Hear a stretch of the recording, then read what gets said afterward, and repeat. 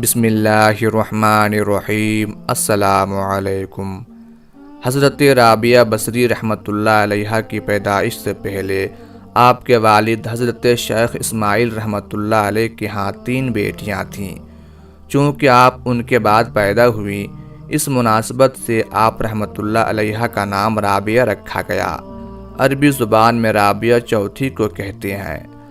آپ ایک غریب ترین گھرانے میں پیدا ہوئیں۔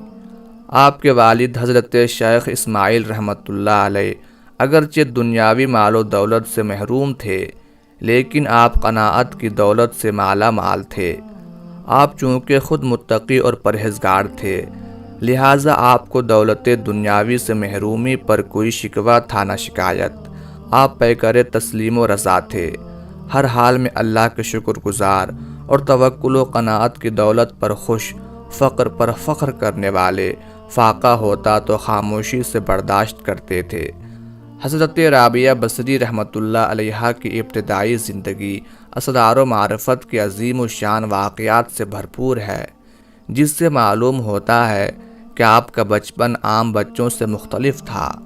شیخ فرید الدین عطار رحمۃ اللہ علیہ فرماتے ہیں کہ جس رات حضرت رابعہ بصری رحمۃ اللہ علیہ پیدا ہوئیں، شیخ اسماعیل رحمۃ اللہ علیہ کے گھر کی بے سر و سامانی کا یہ عالم تھا کہ گھر میں کوئی اضافی کپڑا تک نہ تھا جو نومولود کو اڑھایا جا سکے، اور نہ رات کے وقت چراغ جلانے کے لیے گھر میں تیل تھا، اور نہ ہی نومولود کی ناف پر لگانے کے لیے تیل کی کوئی بوند موجود تھی۔ یہ حالت زار دیکھ کر حضرت رابعہ بصری رحمۃ اللہ علیہ کی والدہ ماجدہ نے آپ کے والد سے کہا کہ جائیں اور ہمسائے کے گھر سے تھوڑا سا تیل مانگ لائیں، تاکہ ایک تو گھر میں روشنی کی جا سکے، دوسرے نومولود کی ناف پر تیل لگایا جا سکے۔ حضرت شیخ اسماعیل رحمۃ اللہ علیہ نے اس بات کا عہد کر رکھا تھا کہ سوائے اللہ تعالیٰ کے کسی سے بھی کچھ نہ مانگیں گے، مگر بیوی کے اصرار پر مجبور ہو کر ہمسائے کے گھر گئے۔ ہلکی سی دستک دی، جب کوئی نہ آیا تو واپس لوٹ آئے اور بیوی سے کہا کہ وہ دروازہ نہیں کھولتا۔ اسی بے بسی کے عالم میں آپ کی آنکھ لگ گئی۔ خواب میں حضور صلی اللہ علیہ وآلہ وسلم کی زیارت نصیب ہوئی۔ حضور صلی اللہ علیہ وآلہ وسلم فرما رہے ہیں کہ شیخ اسماعیل غمگین نہ ہو، یہ ایسی مقبول اور برگزیدہ لڑکی ہے کہ میری امت کے 70,000 آدمی اس کی شفاعت سے بخشے جائیں گے۔ اس کے بعد فرمایا، صبح والی بصرہ عیسیٰ زازان کو ایک خط بھیجو اور اسے یاد دلاؤ کہ وہ ہر روز مجھ پر 100 مرتبہ درود بھیجتا ہے اور جمعہ کی رات کو 400 بار درود بھیجتا ہے، لیکن اس جمعہ کی رات کو وہ درود بھیجنا بھول گیا ہے۔ اس کا کفارہ یہ ہے کہ وہ حلال کمائی میں سے 400 دینار اس شخص کو دے جو یہ پیغام تم کو پہنچا رہا ہے۔ حضرت شیخ اسماعیل رحمۃ اللہ علیہ جب بیدار ہوئے تو آنکھوں سے آنسو رواں تھے۔ حضور صلی اللہ علیہ وآلہ وسلم کی ہدایت کے مطابق امیر بصرہ کے نام ایک خط تحریر کیا اور اللہ کا نام لے کر گھر سے نکل کھڑے ہوئے۔ دل میں یہ خیال بھی بار بار آ رہا تھا کہ میں نے عہد کر رکھا ہے کہ اللہ کے سوا کسی کے آگے دست دراز نہیں کروں گا، کہیں میں اپنے وعدے سے پھر تو نہیں رہا، کیونکہ امیر بصرہ کے دربار میں جا رہا ہوں۔ پھر دل کو اس خیال سے تقویت ملتی کہ یہ تو حضور صلی اللہ علیہ وآلہ وسلم کا حکم ہے، اور حضور صلی اللہ علیہ وآلہ وسلم کا حکم گویا اللہ کا حکم ہے۔ وہ سیدھا سی گدڑی میں ملبوس جب آپ رحمۃ اللہ علیہ امیر بصرہ کے محل کے سامنے پہنچے تو وہاں کے دربانوں نے نہایت حقارت سے آپ کی طرف دیکھا۔ ان میں سے ایک بولا، یہاں کیوں کھڑے ہو، آگے بڑھو۔ آپ رحمۃ اللہ علیہ نے فرمایا، میں امیر سے ملنا چاہتا ہوں، کیا وہ بھی تم سے ملنا چاہے گا؟ دربان نے آپ پر طنز کے تیر چلاتے ہوئے قہقہے لگایا۔ آپ رحمۃ اللہ علیہ نے فرمایا، یہ تو مجھے معلوم نہیں، البتہ تمہارا مجھ پر بڑا احسان ہوگا اگر تم میرا یہ خط امیر تک پہنچا دو۔ اچھا تو خط بھی لے کر آئے ہو، چلو تمہارا یہ کام بھی کر دیتے ہیں، نہ جانے اس میں کس کی سفارش ہو۔ یہ کہہ کر ان میں سے ایک دربان آگے بڑھا اور آپ رحمۃ اللہ علیہ کے ہاتھ سے وہ خط لے لیا۔ امیر بصرہ اس وقت دربار میں موجود تھا۔ دربان نے دربار کے آداب بجا لائے اور اجازت لے کر وہ خط امیر کے سامنے رکھ دیا۔ امیر بصرہ نے جوں ہی کاغذ کے ٹکڑے پر نظر ڈالی تو گھبرا کر اپنی جگہ سے اٹھ کھڑا ہوا اور بولا، وہ معزز شخص کہاں ہے اور یہ خط تمہیں دے کر چلا تو نہیں گیا؟ عرض کی گئی، نہیں حضور، ہم نے اسے محل کے دروازے پر روکا ہوا ہے۔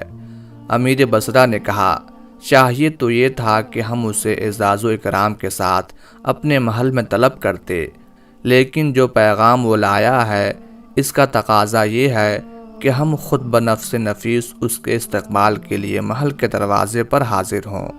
اس وقت امیر ننگے پاؤں تھا، اسی حالت میں دروازے کی طرف دوڑ پڑا۔ ادھر حضرت شیخ اسماعیل رحمۃ اللہ علیہ خط دے کر امیر کے رد عمل کے منتظر تھے۔ محل کے دربانوں نے شیخ اسماعیل رحمۃ اللہ علیہ کی طرف اشارہ کر کے جوں ہی یہ بتایا کہ یہ شیخ اسماعیل ہیں تو امیر نے آپ کو گلے سے لگا لیا اور دربار میں لے جا کر اعلیٰ مسند پر بٹھایا۔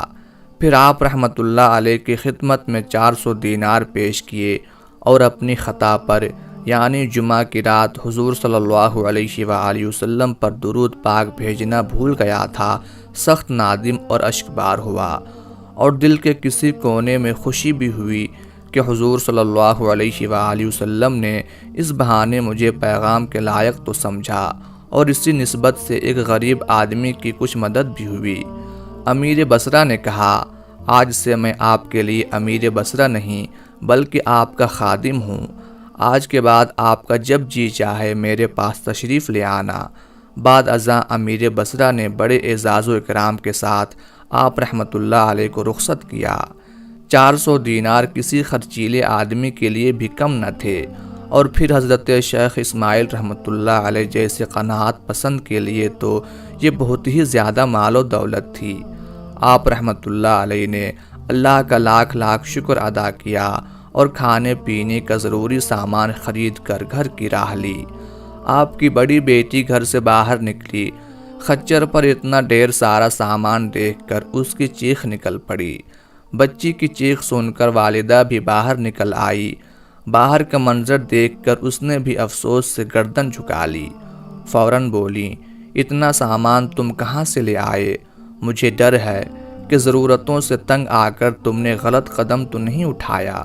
شیخ نے فرمایا، نیک بخت، میں تو کسی سے قرض لینے کا بھی روادار نہیں، تعجب ہے تم مجھ سے ایسی امید رکھتی ہو۔ زوجہ بولی، پھر اتنی مالیت کا سامان کہاں سے آ گیا؟ تمہارے پاس تو اتنی رقم ہی نہ تھی، ضرور تم نے کسی سے قرض لیا ہے۔ آپ رحمۃ اللہ علیہ نے فرمایا، ہاں میں نے اللہ سے قرض لیا ہے، اور اب ہم سب گھر والوں نے اللہ کا شکر ادا کر کے اس قرض کو واپس لوٹانا ہے۔ زوجہ تھی کہ بات ماننے کا نام نہ لیتی تھی۔ کہا، مجھے باتوں سے بہلانے کی کوشش نہ کرو، سیدھی طرح بتاؤ کہ بات کیا ہے۔ شیخ نے فرمایا، نیک بخت، بتاتا ہوں، مجھے سانس تو لینے دو۔ زوجہ بولی، جب تک اصل بات نہ بتاؤ گے ان اشیاء کو ہاتھ بھی نہ لگاؤں گی۔ زوجہ کی اس طرز اصرار پر آپ رحمۃ اللہ علیہ نے اپنا خواب اور امیر بصرہ کا سارا واقعہ بیان کر دیا۔ زوجہ محترمہ دم سادھے سارا ماجرا سنتی رہی۔